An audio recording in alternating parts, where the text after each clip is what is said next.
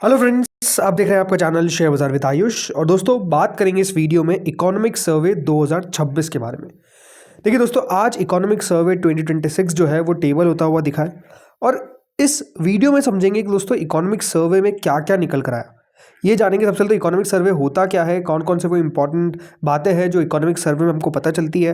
तो ये वीडियो आपके लिए बहुत इंपॉर्टेंट होगा। क्यों? क्योंकि उसके पीछे का एक बड़ा रीज़न है। आपको समझ में आएगा कि दोस्तों हमारे देश ने किस तरीके का परफॉर्मेंस किया है इकोनॉमिकली, राइट। इसके अलावा इकोनॉमिक सर्वे क्या क्या उन बातों पे हमको कह सकते हैं कि ध्यान देने को कहता है जो ज़रूरी है, और अगर उसको करा जाए तो अपने आप में देखिए देश और आगे बढ़ सकता है। तो ये वीडियो इंपॉर्टेंट रहेगा, तो आप लोग ज़रूर देखिएगा पूरा।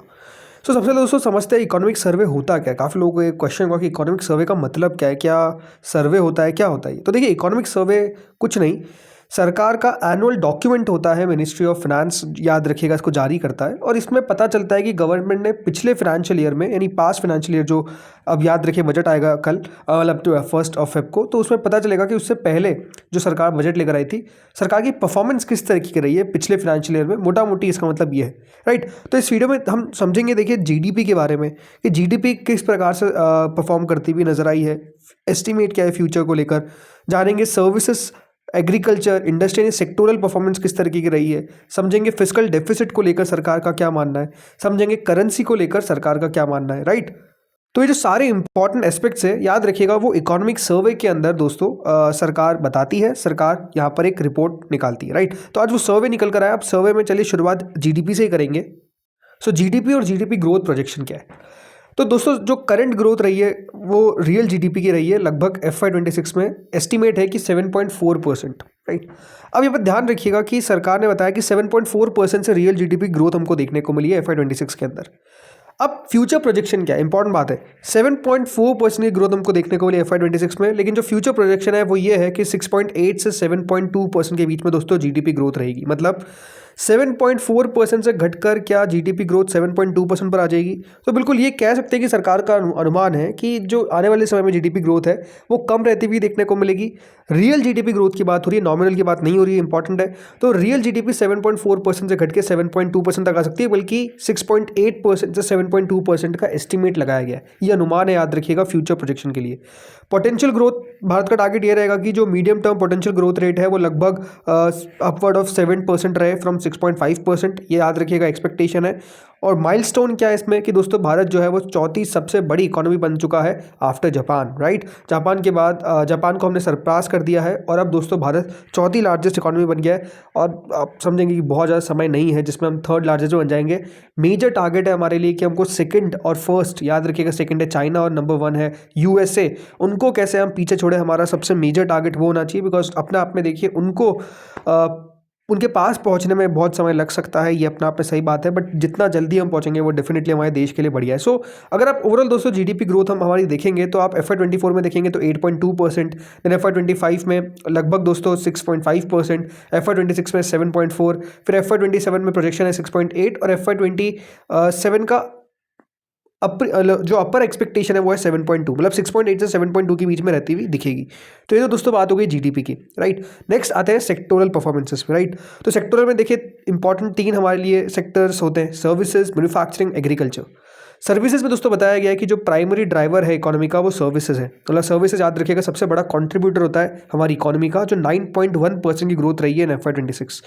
मैन्युफैक्चरिंग में कह सकते हैं दोस्तों यहाँ पर स्ट्रक्चरल रिकवरी आती हुई दिखी है, 7.7% इन Q1 and 9.1% in Q2 FY26। तो यहाँ पर भी आप कह सकते हैं कि एक रिकवरी अटेम्प्ट होती हुई दिख रही है क्लियरली मैन्युफैक्चरिंग के अंदर। मैन्युफैक्चरिंग बहुत इंपॉर्टेंट होती है देश के लिए दोस्तों, आपको पता ही है कि जिस तरीके से चाइना मैन्युफैक्चरिंग करता है, राइट। मैन्युफैक्चरिंग देखिए, याद रखिए, फॉरेन कैपिटल को लेकर आती है। आप ज़्यादा एक्सपोर्ट्स कर पाते हैं तो आपकी जो करेंसी है वो और स्ट्रांग होने की कोशिश हो जाती है बिकॉज ऑफ दैट मैन्युफैक्चरिंग। तो मैन्युफैक्चरिंग किसी भी देश का मजबूत होना बहुत ज़रूरी है, और आई थिंक इंडिया को भी मैन्युफैक्चरिंग के ऊपर बहुत काम करना है। एग्रीकल्चर जो अपने आप में सबसे इंपॉर्टेंट है हमारे लिए, तो यहाँ पर बताया गया कि लाइव स्टॉक में डाइवर्सिफाई हो रहा है, 6.1% ग्रोथ वहाँ रही है, और फिशरीज में 7.2% ग्रोथ रही है। इंडस्ट्रियल ग्रॉस वैल्यू एडेड लगभग 7.7% के आसपास रहता हुआ दिखा in the first half of FY26। तो ओवरऑल कह सकते हैं दोस्तों यहाँ पर आंकड़े जो है वो इस तरीके से हमको आते हुए दिखे, जिसमें services 9.1, manufacturing 7.7% in Q1 and 9.1% in Q2, agriculture में 6.1% ग्रोथ लाइफ स्टॉक में और 7.2% ग्रोथ फिशरीज के अंदर, और इंडस्ट्रियल जीवीए लगभग 7% पे रहता हुआ देखने को मिला है। ये सेक्टोरल परफॉर्मेंस बताई गई है। अब आते हैं फिस्कल डेफिसिट के आंकड़े पे। तो दोस्तों फिस्कल डेफिसिट में FY26 का जो टारगेट है वो है on track to hit a 4.4% fiscal deficit target. ये याद रखिएगा, सरकार का जो टारगेट है उस पर बिल्कुल हम चलते हुए नजर आ रहे हैं। कंसोलिडेटेड डेफिसिट ये एस्टिमेटेड है कि 7.2% रहेगा फॉर FY26, जिसमें सब स्टेट्स को भी इंक्लूड किया गया है। Debt to GDP ratio long term goal है कि दोस्तों यहाँ पर जो कन्वर्ज है, ओवरऑल गोल ये रहेगा कि 50 ±1% रेशियो के आसपास रहता हुआ देखने को मिल सकता है। इन्फ्लेशन बताया गया है कि जो हेडलाइन इन्फ्लेशन है वो रिकॉर्ड लो पर रहता हुआ नजर आया 1.7%। अब ये बात ध्यान रखिए, इन्फ्लेशन भी हमारे लिए अभी एक चैलेंज हो सकता है कि बहुत कम इन्फ्लेशन होना भी याद रखिएगा इकोनॉमी के लिए अच्छा नहीं है। होता क्या है दोस्तों, उससे फिर जो नॉमिनल GDP ग्रोथ है वो आपको आंकड़ा जो है वो हमारी एक्सपेक्टेशन के आसपास नहीं पहुंच पाता है। रीजन बीइंग, अगर इन्फ्लेशन दोस्तों बहुत भी कम रहेगा तो वो भी याद रखिए इकोनॉमी के लिए एक चैलेंज हो जाता है, फिर इन्फ्लेशन सरकार को बढ़ाना पड़ता है, राइट। तो ये चीज़ें भी याद रखिएगा होती है कि अगर इन्फ्लेशन बहुत ही नीचे चले जाए तो वो भी थोड़ा सा दिक्कत होता है इकोनॉमी के लिए, बट ठीक है। अब आते हैं इसके बाद और सबसे इंपॉर्टेंट पॉइंट जो है दोस्तों शेयर बाजार से रिलेटेड, मतलब क्या हुआ है शेयर बाजार में, जो अपने आप में बहुत इंटरेस्टिंग आंकड़ा बताया है। तो यहाँ पर दोस्तों बताया गया जो ओनरशिप शिफ्ट है वो हुआ है शेयर बाजार में। जी हाँ, जो इस बार दोस्तों DII होल्डिंग्स है पूरे बाजार के अंदर वो पहुंच चुकी है ऑल टाइम हाई। अब लगातार क्या देख रहे हैं, DIIs खरीदारी कर रहे हैं, और इसके कारण हुआ क्या है कि जो DIIs की होल्डिंग्स है वो दोस्तों 18.7% याद रखिएगा मार्केट में आ गई है। मतलब जो शेयर बाजार का या फिर आप कह सकते हैं पूरे मार्केट का होल्डिंग जो है वो DIIs के पास 18.7% है, और ये FIIs से भी ज़्यादा हो चुका है। ये बहुत बड़ी बात है कि FIIs की होल्डिंग जो है वो अब DIIs से कम हो चुकी है, बल्कि 13 साल के लोस पर आ चुकी है FIIs की होल्डिंग। जी हाँ, लगभग FI की होल्डिंग जो है वो 13 साल के लो पर है 16.7%। मतलब अब DIIs याद रखिएगा मोर कंट्रीब्यूट करते हैं in markets rather than FIIs। ये एक फैक्टर है जो अपने आप में देखिए गवर्नमेंट को इस बार बजट के अंदर देखना होगा कि किस तरीके से हम FIIs को अट्रैक्ट करते हैं, FIIs के लिए क्या लेकर आते हैं, क्या कैपिटल गेन्स में उनको कुछ छूट मिलती है। देखिए अब होता क्या है ना कि FIIs का ना आना होने से क्या होगा, सबसे बड़ा पॉइंट दोस्तों करेंसी है, राइट। अभी हम करेंसी पर और बात करेंगे, लेकिन क्या है पॉइंट, करेंसी दोस्तों लगातार हमको वीक होती हुई दिख रही है। ऐसा नहीं कि हमको करेंसी बहुत स्ट्रांग रखनी है, नहीं, करेंसी दोस्तों थोड़ी तो वीक रखनी पड़ती है। रीजन बीइंग कि हमको भी हमारे एक्सपोर्ट्स को और बेनिफिट देना, एक्सपोर्टर्स को बेनिफिट देना, एक्सपोर्ट ज़्यादा करने, और उससे फ़ायदा होता है अगर आप करेंसी वीक रखते हैं। बट प्रॉब्लम क्या है, प्रॉब्लम ये है कि दोस्तों करेंसी स्टेबल होनी चाहिए। अगर गिर भी रही है तो जिस तरीके से गिर रही है वो ऑलमोस्ट नॉर्मल होना चाहिए। अभी क्या हो रहा है, लगातार दोस्तों डॉलर इंडेक्स को आप देख रहे हैं लगातार नीचे आता हुआ, साथ में हमारी करेंसी भी नीचे आ रही है। ये बात ध्यान रखिए, कोरिलेशन नहीं है। अगर डॉलर इंडेक्स कमजोर हो रहा है तो हमारी करेंसी थोड़ी तो मजबूत होनी चाहिए, बट प्रॉब्लम क्या है, डॉलर इंडेक्स के कमजोर होने से हमारी करेंसी और कमजोर होती जा रही है। सो ये एक प्रॉब्लम बन चुका है। अब ये प्रॉब्लम क्यों है, रीजन बीइंग, पहली बात तो एक्सपोर्ट्स हमारे डाउन है, इस पर कोई डाउट नहीं है, और FIIs भी लगातार पैसा खींच रहे हैं। अब आप समझ सकते हैं FIIs की जो होल्डिंग है वो 16.7% पर आ चुकी है।